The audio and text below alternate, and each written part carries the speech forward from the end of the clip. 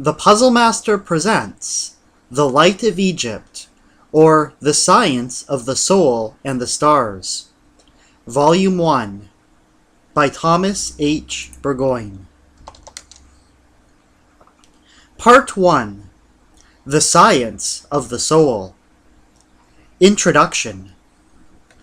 At the very first step the student takes into the hidden pathway of nature's mysteries, he is met face to face with the startling fact that all his preconceptions, all his education, all his accumulation of materialistic wisdom are unable to account for the most simple phenomena that transpire in the action and interaction of the life forces of the planet on which he lives.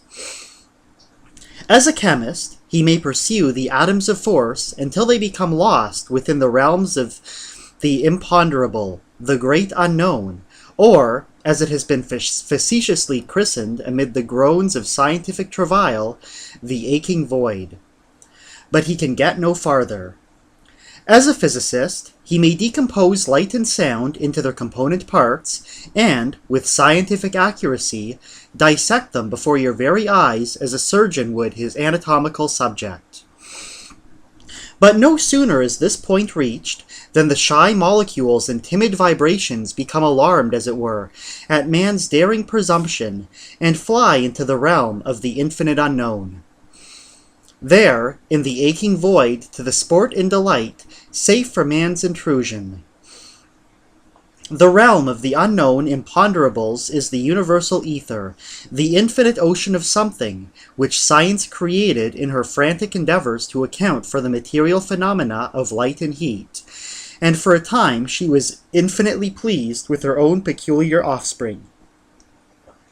But it has become a restless phantom, a grim, unlovely spectre, which haunts the laboratories of her parent, night and day, until at last science has become frightened at her own child, and tries now in vain to slay the ghost of her own creation. She dares not enter the aching void she has called into existence, and there pursue and recapture the truant atoms and timid vibrations of the sublunary sphere.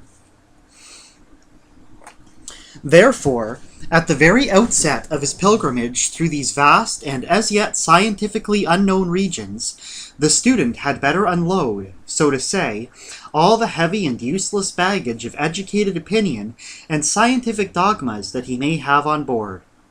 If he does not, he will find himself top-heavy, and will either capsize or run off the track and be buried amid the debris of conflicting opinions. The only equipment that will be found useful, and will repay the cost of transportation, is an unbiased mind, logical reasoning, genuine common sense, and a calm, reflective brain. Anything else for the voyage upon which we are now about to embark is simply so much useless, costly lumber. Hence, so far as modern science and theology are concerned, the less the student has, the better it is for him, unless he can use his scientific acquirements merely as aids in climbing the spiritual steps of occultism. If he can do this, then he will find science a most valuable auxiliary aid. But this achievement is an exceedingly rare gift, and one that is seldom found. It is also a most elusive snare, because 9 out of every 10 seriously cheat themselves into the belief that they possess this ability, whereas in reality they are woefully deficient. Hence it is always a safe course to mistrust the absolute impartiality of our opinions and reasoning.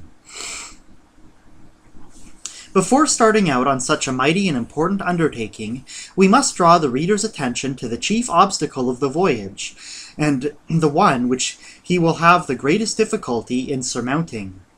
This hidden rock, upon which so many otherwise profound students of the occult have become shipwrecked, is the non-realization of the duality of truth, the truth of appearances, and the truth of realities.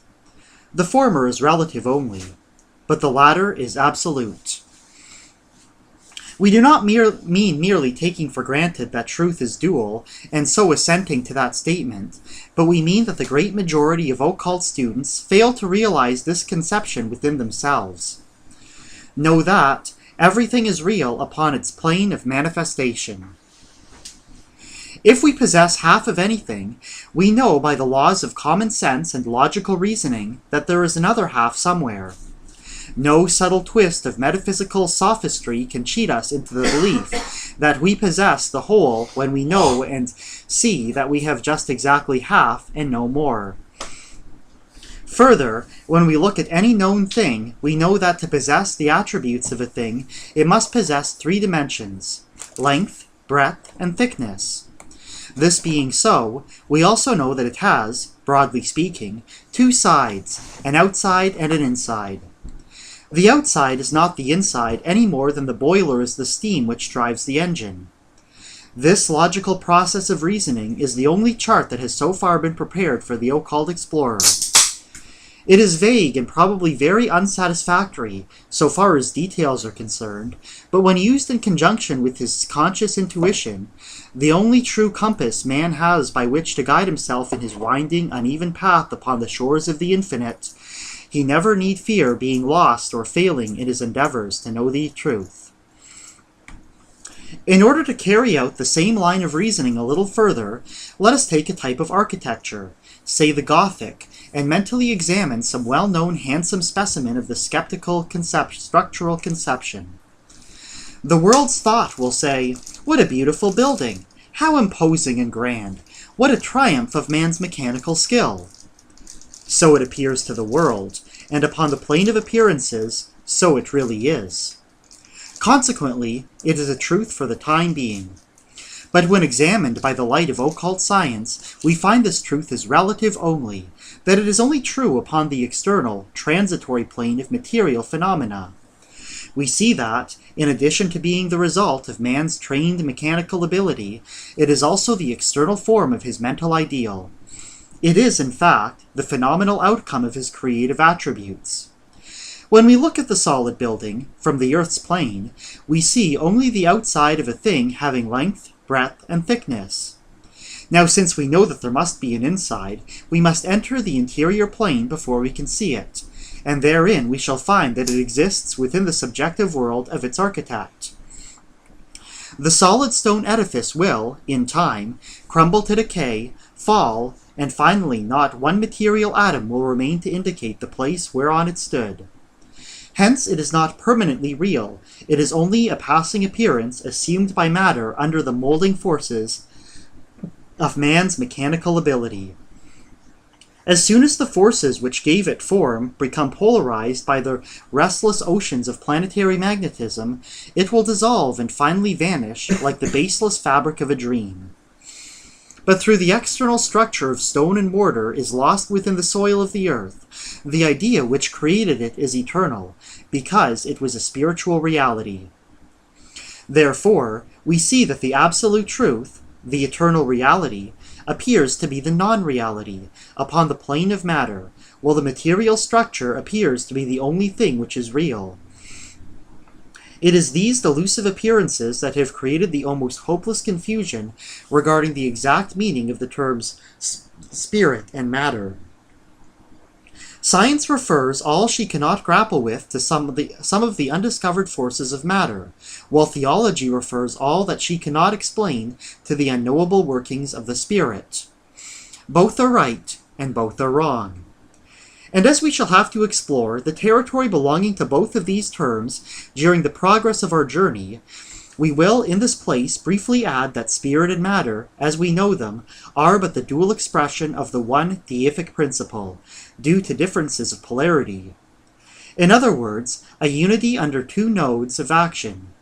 This duality can only be comprehended in its true relationship when viewed from both planes and realized by the science of correspondences, which science is but a material system of symbolism from which we can justly regulate our conceptions of all things.